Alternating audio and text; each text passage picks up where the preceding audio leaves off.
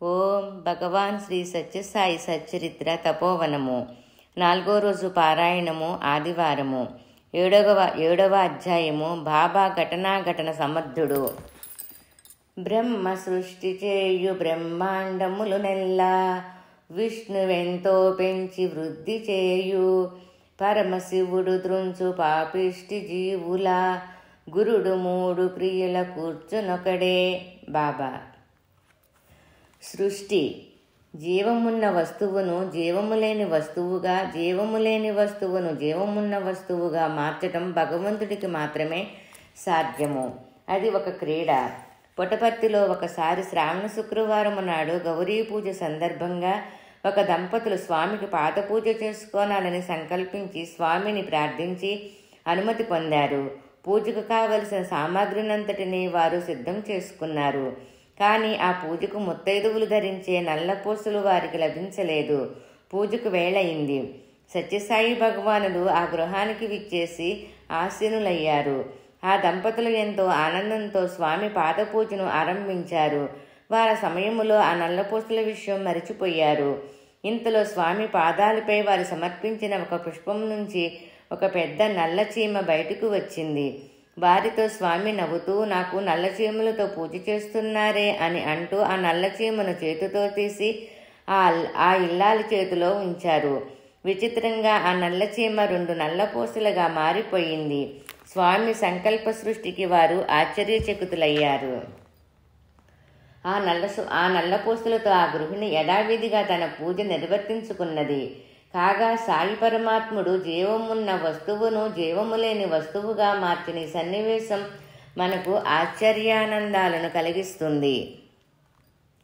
స్వామి ఒక పర్యాయము ఆంధ్రప్రదేశ్ పర్యటనలో ఉన్నప్పుడు ఒక భక్తుని ఇంట ఆతిథ్యం స్వీకరించారు. అప్పుడు ఆ గృహస్థులు స్వామికి భోజనానంతరం వెండి పళ్ళెంలో తమలపాకులు, వక్కపొడి, సున్నం మొదలైనవి అమర్చి స్వామి ముందుంచారు. స్వామి లేత తమలపాకులు తీసుకొని తాంబూల చర్వణం చేస్తూ తీసిన ఆ తమలపాకు ఈనెలను ఆ పళ్ళెములో ఒక చిన్న చిలుక ఆకారంలో అమర్చారు. స్వామి చుట్టూ భక్తులు కూర్చొని ఉన్నారు. అప్పుడు వారితో స్వామి మాట్లాడుతూ, భగవంతుడు ఏమి చేస్తుంటాడు అని అడిగారు. సృష్టి చేస్తుంటాడు అన్నారు భక్తులు. వెంటనే స్వామి తన దివ్యహస్తంతో ఆ తమలపాకు ఈనెలతో పేర్చిన ఆ చిలుక ఆకారాన్ని తాకగానే అది ఒక సజీవమైన రామచిలుకగా మారి టపటపా రెక్కలు విదుల్చుకుంటూ బయటకు ఎగిరిపోయింది. భక్తులందరూ ఆశ్చర్యంగా చూస్తూ ఉండిపోయారు. వారి ఆశ్చర్యాన్ని ఆనందంగా చూస్తూ వారితో కలిసి పకపకా నవ్వారు స్వామి. గారెల నుంచి వజ్రపు చెవిరింగులు. ఒకసారి సత్యసాయి బాబా వారిని బొంబాయిలో ఇందూలాల్ షా గారు తమ ఇంటికి విందుకు ఆహ్వానించారు. డైనింగ్ టేబుల్కి ఒక ప్రక్క స్వామి ఆసీనులయ్యారు. ఎదురుగా ఇందూలాల్ షా గారు, ఆయన కూతురు కూర్చున్నారు. షా గారి భార్య అప్పుడే తయారు చేసిన వేడి వేడి గారెలు తెచ్చి ప్లేట్లో పెట్టి స్వామి ఎదుట ఉంచారు. వాటిల్లో నుంచి స్వామి ఒక గారె తీసి షా గారి కూతురు ముందున ప్లేట్లో పెట్టి ఆ గారెను మధ్యకు త్రుంచి తినమన్నారు. ఆమె ఆ గారెను మధ్యకు త్రుంచగా ఆ 2 ముక్కలలోనూ 2 బంగారపు చివురింగులు వజ్రాలు అమర్చినవి కనిపించాయి.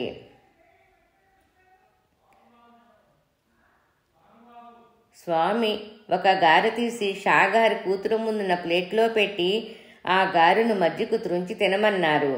ఆమె ఆ గారెను మధ్యకు త్రుంచగా ఆ 2 ముక్కలలోనూ 2 బంగారపు చెవిరింగులు వజ్రాలు అమర్చినవి కనిపించాయి. స్వామి చిరునవ్వు నవ్వుతూ వాటిని ఆమెను తీసుకోమని అన్నారు. 1997 ఏప్రిల్ 4వ వారములో కొడైకెనాల్లో స్వామితో భక్తులు భోజనాలు చేస్తున్నారు. స్వామి భోజనం చేసి భోజనాల దగ్గర అటు ఇటు నడుస్తూ భక్తులతో కబుర్లు చెప్తున్నారు. ఒక భక్తుని దగ్గరకు వచ్చి పూరీలు త్రుంచుకొని తిను అన్నారు. అతడు పూరీలు త్రుంచగా అందులో ఒక బంగారు ఉంగరం వచ్చింది. అందరూ ఆశ్చర్యపడ్డారు. అది నీకే తీసుకో అన్నారు స్వామి. ప్రక్కనే కూర్చున్న అనిల్ కుమార్ పూరీలు త్రుంచుకొని తింటున్నాడు. స్వామి, ఓయ్ త్వరగా తిను అన్నారు. అనిల్ కుమార్ గారు, బాబా ఏ పూరీలో ఏ వస్తువు ఉంచారు, మీరు జాగ్రత్తగా చూసుకొని తినండి అన్నారు. ఆ మాటకు అందరూ నవ్వుకున్నారు. ఇక్కడ ఏ వస్తువు నుంచి ఏ వస్తువు సృష్టించారు అనేది కాదు, స్వామి సంకల్పమే అన్నిటికీ ఆధారము ఆధేయము కూడా. భగవాన్ శ్రీ సత్యసాయి సచ్చరిత్ర తపోవనము 109వ పేజీ. స్థితి. ఒకసారి సత్యసాయినాథుడు త్రయీ బృందావనములో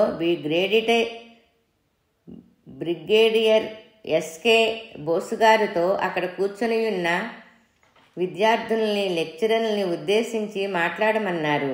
బోసుగారు స్వామి దగ్గర తాను నేర్చుకున్న పాఠాల గురించి చెప్పి తమ ప్రసంగం పూర్తి చేసి పాదనమస్కారం కోసం స్వామి దగ్గరకు వెళ్ళారు. అప్పుడు స్వామి పాదనమస్కారం ఇవ్వక, ఈనాడు దసరాలో జరిగిన సన్నివేశం గురించి ఏమీ చెప్పలేదే అన్నారు. అప్పుడు బోసుగారు, స్వామి, ఆ సన్నివేశం గురించి నేనేమి చెప్పను? నేను మీ దివ్యహస్తాలలో కేవలం పనిముట్టును మాత్రమే. నాకు ప్రత్యేకమైన అస్తిత్వం ఏమీ లేదు. మీరు ఆ రోజున నాకు ప్రాణ ప్రదానం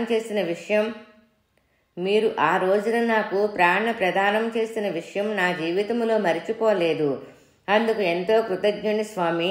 నా కృతజ్ఞతను మాటలలో వ్యక్తీకరించలేను అన్నారు. అప్పుడు స్వామి పాదనమస్కారం ఇచ్చారు. బోసుగారు నిదానంగా వచ్చి తన చోట కూర్చొనబోతుంటే స్వామి అతడి స్టాఫ్తో, ఆనాడు బోసు చనిపోయాడు, నేను మరలా బ్రతికించాను. అతడు నా కోసం చాలా పనులు చేయవలసి ఉంది అన్నారు. ఆనాడు జరిగిన సన్నివేశం ఇది.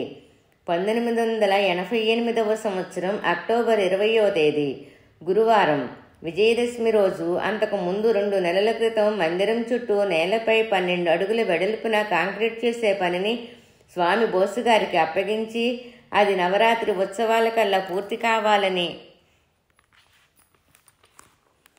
చెప్పారు. ఆ పని పూర్తి కావటానికి రోజుకు 12 గంటల చొప్పున 25 రోజులు పట్టింది. ఎందరో భక్తులు ఆ కార్యక్రమంలో పాల్గొన్నారు. ఆ పని పూర్తి కాగానే బోసుగారు నవరాత్రి ఉత్సవాల సందర్భంగా ప్రతిరోజు సాయంత్రం స్వామి ఇచ్చే ఉపన్యాసానికి హాజరవుతూ ఉన్నారు. నవరాత్రుల్లో విజయదశమి రోజున తీవ్రంగా జ్వరం ఉన్నప్పటికీ ఆయన మెల్లగా పూర్ణచంద్ర ఆడిటోరియంలోకి నడిచి వచ్చి వేదికకు దగ్గరగా ఉన్న ఒక కుర్చీలో కూర్చున్నారు. స్వామి ఉపన్యాసం ఆరంభించారు. ఇంతలో బోసుగారికి క్రమంగా ప్రాణం పోతున్నట్టు తెలియసాగింది. అంతే, కుర్చీలోనే శరీరం పడిపోయింది. ఆయన భౌతికమైన నేత్రాలు మూసుకొని పోయినప్పటికీ చుట్టూ ఏమి జరుగుతున్నది ఆయనకు తెలుస్తూనే ఉన్నది. అదే సమయంలో బంగారపు రంగులో ఉన్న పెద్ద పక్షి బోసుగారి వైపు జాలిగా చూస్తూ నిలబడి ఉంది. ఆడిటోరియంలోకి అంత పెద్ద పక్షి ఎలా వచ్చిందో బోసుగారికి అర్థం కాలేదు. స్వామి 2 చేతులను పైకి ఎత్తి దానిని తరుముతున్నట్టు చేతులూపారు. ఆ పెద్ద పక్షి ఒక్కసారిగా అదృశ్యమైంది. ఉపన్యాసం ఇవ్వటానికి సిద్ధమైన స్వామి తాను చదువుతున్న పద్యాన్ని సగంలోనే ఆపి గబగబా వేదిక మీద నుంచి క్రిందకి వచ్చారు. ఆ వచ్చే సమయంలో స్వామి కుడి చేతి పిడికిలు మూసి ఉన్నట్లు దేనినో పట్టుకొని ఉన్నట్లు ఉంది. స్వామి చేతితో క్రింద పడి ఉన్న బోసుగారి భుజం పట్టుకొని పైకి లేవదీసి కుడి చేత్తో ఆయన శిరస్సు వెనుక తట్టారు. బహుశా స్వామి తన గుప్పెట్లో పట్టుకొని ఉన్న ప్రాణాన్ని మరలా ఆయన శరీరంలో ప్రవేశపెట్టారన్నమాట. బోసుగారు కళ్ళు తెరిచి చూసి ఆశ్చర్యపడ్డారు. పవిత్రమైన విజయదశమి రోజు స్వామి తన దగ్గరే నిలబడి ఉన్నారు. పాదనమస్కారం చేసుకుందామని చెయ్యి చాపుతుంటే స్వామి ఆయనతో లేచి నిలబడు అన్నారు. ఆయన కూర్చొని చేతులు జోడించారు. ఆయనకు శక్తి కలిగించడం కోసం స్వామి ఆయన భుజంపై మరలా చేత్తో తడుతూ, లేచి నిలబడు, వేదిక మీద ద్వారం దగ్గర కూర్చో అన్నారు. అప్పుడు ఆయన వేదికపైకి ఎక్కి కూర్చున్నారు. స్వామి ఉపన్యాసం 1 గంట సేపు జరిగింది. నిర్జీవంగా ఉన్న బోసుగారి ముఖం ఆ గంటలో క్రమక్రమంగా తేజస్సు పొందింది. 2 నెలల తర్వాత హిల్ వ్యూ స్టేడియంలో క్రీడా దినోత్సవం జరుగుతున్నది. ఆ సమయంలో ముందుగా స్వామి క్రీడా పతాకాన్ని ఎగరవేశారు. బోసుగారెంతో ఆశ్చర్యం కలిగించిన విషయమేమిటంటే ఆ పతాకం మీద కనిపించిన గరుడు పక్షి ఆనాడు విజయదశమి రోజున ఆడిటోరియంలో తనపై ఎగిరినదే, తనను జాలిగా చూస్తూ కూర్చున్నదే. గరుడ పురాణాన్ని బట్టి పవిత్రమైన ఆత్మలను బ్రహ్మలోకానికి తీసుకుని వెళ్లేది గరుడు పక్షేనని తర్వాత ఆయనకు తెలిసింది. ఈ విధంగా తనకు సత్యసాయి పరమాత్ముడు ప్రాణప్రదానం చేశారని ఆ కృతజ్ఞతతో మాటలలో చెప్పజాలనని అంటారు బ్రిగేడియర్ బోస్ గారు. నీవు ఆత్మస్వరూపుడవు. మనసు, చిత్తము, ఇంద్రియములు ఇలా అన్ని అంగములు సమ్మిళిత స్వరూపమే దేహం. అంతేకాని వీటన్నిటి సమ్మిళిత స్వరూపం ఆత్మ కాదు. దేహములోనూ ఆత్మ ఉంది, మనసులోనూ ఆత్మ ఉంది, అంతఃకరణలోనూ ఆత్మ ఉంది. ఇవన్నీ ఆత్మ యొక్క ప్రబోధం చేతనే పనిచేస్తున్నాయి. దీనికొక్క చక్కని ఉదాహరణ కారులో స్టీరింగ్ ఉంది, క్లచ్ ఉంది, బ్రేక్ ఉంది, ఇంకా అనేక రకములైన అంగములున్నాయి. అయితే ఇవన్నీ వేటికవే పనిచేస్తున్నాయా? నీవు కారులో ప్రయాణమైపోతుంటే హారన్ దానికదే మ్రోగుతుందా? స్టీరింగ్ దానికదే తిరుగుతుందా? కాదు కాదు, దీనికి డ్రైవర్ ఉన్నాడు. అదేవిధంగా దేహం అనే రథమునందు ఆత్మ అనే డ్రైవరు ఉంటూ కన్నుల ద్వారా చూపిస్తున్నాడు, చెవుల ద్వారా వినిపిస్తున్నాడు, నోటి ద్వారా పలికిస్తున్నాడు, చేతుల ద్వారా చేయిస్తున్నాడు. దేహంతో ఈ డ్రైవర్ ఉన్నంత వరకే సర్వాంగములు తమ తమ పనులను నిర్వర్తిస్తున్నాయి. దేహమును ఆ డ్రైవర్ వదిలిపోయినప్పుడు కూడా అవే కళ్ళు ఉంటున్నాయి, కానీ చూడగలుగుతున్నాయా? అవే చెవులున్నాయి, కానీ వినగలుగుతున్నాయా? అవే చేతులున్నాయి, కానీ పనులు చేయగలుగుతున్నాయే? అదే నోరుంటున్నది, కానీ మాట్లాడగలుగుతున్నదా? ఏమాత్రమూ లేదు. సర్వాంగములు స్తంభించిపోతాయి, జడమైపోతాయి.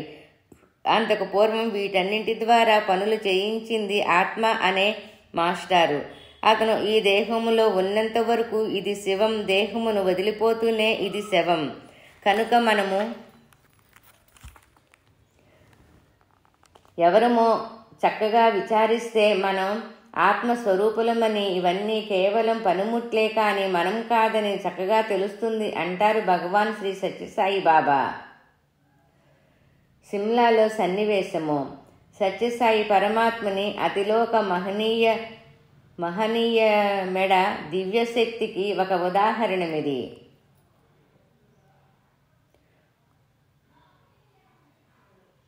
ఒకసారి సత్యసాయినాథుడు కొద్దిమంది భక్తులతో కలిసి సిమ్లా వెళ్లారు. ఆ బృందంలో కారుణ్యానంద స్వామి కూడా ఉన్నారు. ఆ పర్యటనలో ఒక అత్యద్భుతం జరిగింది. ఆ రోజు సాయంత్రం వారంతా సిమ్లా చేరుకున్నారు.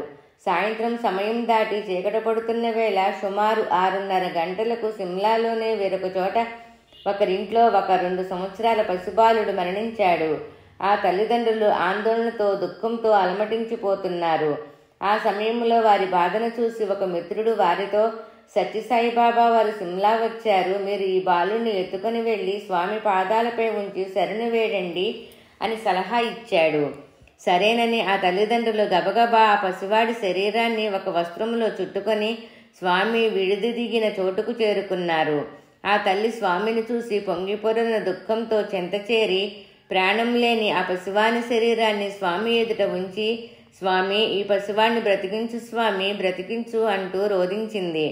కరుణాంతరంగుడైన సత్యసాయినాథుడు తన కృపాకటాక్షాన్ని ఆ బాలునిపై ప్రసరింపచేశారు. అంతే, ఆ బాలునికి అప్పటికప్పుడు ప్రాణం వచ్చి ఏడవసాగాడు. ఆ తల్లిదండ్రుల ఆనందానికి హద్దే లేదు. వారి దుఃఖ బాష్పాలన్నీ ఆనంద బాష్పాలుగా మారిపోయాయి. ఆ ఆనంద బాష్పాలతో వారు స్వామి పాదపద్మములను తడిపివేశారు. ఆ దృశ్యం చూసిన భక్తులు చలించిపోయి పరమానందంతో జయ జయ నినాదాలు చేశారు. లయము. స్వామిని చిన్నప్పుడు వాత్సల్యంతో కన్న కుమారుని వలె చూసుకున్న ధన్యురాలు కరణం సుబ్బమ్మ. స్వామిని దర్శించే భక్తులందరికీ నిత్యము ఆహారం వండి వడ్డించి పెట్టి ఆ తల్లి తన జీవితాన్ని సార్థకం చేసుకున్నది. ప్రశాంతి నిలయ మందిరం నిర్మాణం జరుగుతున్న రోజులలో స్వామి ఒకసారి సుబ్బమ్మతో, అమ్మా, నీకు మరొక సంవత్సరం ఆయుష్ ఉంది అన్నారు. ఆ మాట విని సుబ్బమ్మ ఆశ్చర్యపడి ధైర్యాన్ని కూడగట్టుకొని స్వామి సేవను మరింత శ్రద్ధ చేయసాగింది. అమ్మా, నీకు మరొక సంవత్సరం ఆయుష్ ఉంది అన్నారు. ఆ మాట విని సుబ్బమ్మ ఆశ్చర్యపడి ధైర్యాన్ని కూడగట్టుకొని స్వామి సేవను మరింత శ్రద్ధగా చేయసాగింది. క్రమంగా ఆమె ఆరోగ్యం క్షీణింపసాగింది. ఆమె పుట్టింటివారు ఆమెను కొన్నాళ్లు తమతో ఉంచుకొనవచ్చునని తమ స్వగ్రామం తీసుకొని వెళ్లారు. కానీ స్వామిని విడిచి ఆమె అక్కడ ఉండలేక తిరిగి పుట్టపర్తి వచ్చి తన శక్తికి తగినట్లుగా స్వామి సేవలో పాల్గొంటూ వచ్చింది. మరికొన్నాళ్లకు కొందరు భక్తులు పుట్టపర్తి వచ్చి స్వామిని తమ ప్రాంతాలకు ఆహ్వానించి తీసుకుని వెళుతున్నారు. వెళ్ళేటప్పుడు స్వామి సుబ్బమ్మతో, అమ్మా, నీ చివరి దశలో నేను వచ్చి తులసి తీర్థం ఇస్తాను అన్నారు. కొన్నాళ్ళ తర్వాత సుబ్బమ్మ చనిపోయింది. చుట్టూ చేరిన గ్రామస్తులు స్వామి సుబ్బమ్మకు మాట ఇచ్చిన ప్రకారం రాని విషయాన్ని ఎగతాళిగా చెప్పుకొనసాగారు. ఆ సమయంలో భగవాన్ బాబా భక్త బృందంతో తిరుపతి ప్రాంతాల్లో ఉన్నారు. ఆనాడు స్వామి తక్షణమే పుట్టపర్తికి వెళ్ళవలసి ఉన్నదని భక్తులకు చెప్పి బయలుదేరారు. స్వామి పర్తికి చేరుకోగానే గ్రామస్తులు సుబ్బమ్మ 3 రోజుల క్రితం మరణించిన విషయాన్ని తెలియచేశారు. అప్పటికి సుబ్బమ్మ శరీరం అంతా చీమలు పట్టాయి. స్వామి అక్కడికి వచ్చి, సుబ్బమ్మ చనిపోలేదు, ఆమె బ్రతికే ఉంది అన్నారు.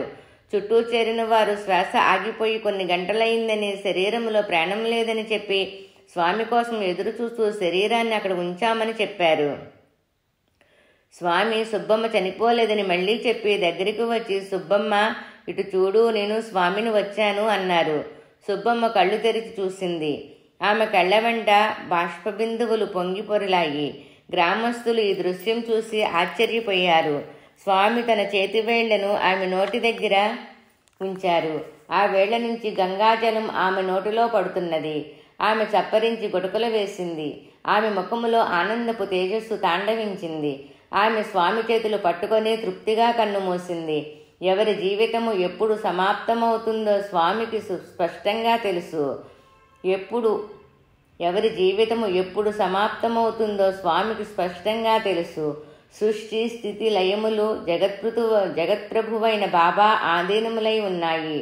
సృష్టి స్థితి లయములు జగత్ప్రభువైన బాబా ఆధీనములై ఉన్నాయి.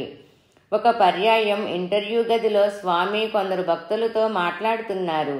ఆ సమయంలో స్వామి తమ అరిచేతిని చూపించి, ఇందులో ఏముంది అని అడిగారు. ఏమీ లేదు అన్నాడొక భక్తుడు. ఏమీ లేని ఈ చేతిలోనే అన్నీ ఉన్నాయి అంటూ గంభీరంగా గుప్పిడి తెరిచారు. స్వామి చేతిలో చిన్న మిడత సృష్టింపబడి ఉంది. స్వామి చేతిలో చిన్న మిడత సృష్టింపబడి ఉన్నది. ఆ మిడత చేతిలో అతి చిన్న లేత ఆకు దాని ఆహారానికి సృష్టింపబడింది.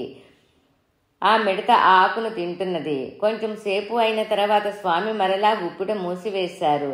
అంతే, అది అదృశ్యమైపోయింది. ఆ గదిలో కూర్చున్న భక్తులు ఆశ్చర్యంతో చూశారు. సృష్టి స్థితి లయములు తన ఆధీనములో ఉన్నాయని అజ్ఞానులైన మనకు స్వామి తెలియచేస్తున్నారన్నమాట. ఈ సన్నివేశం జరిగి దాదాపు 30 సంవత్సరాలయ్యింది. భగవాన్ అనే పదములో బా వర్ణము సృష్టిని, గా వర్ణము రక్షణమును, వా వర్ణము లయమును సూచిస్తున్నాయి. ఈ 3 శక్తులు కలిగినవాడు భగవానుడు. ఇదే నా రహస్యము అన్నారు సాయినాథులు.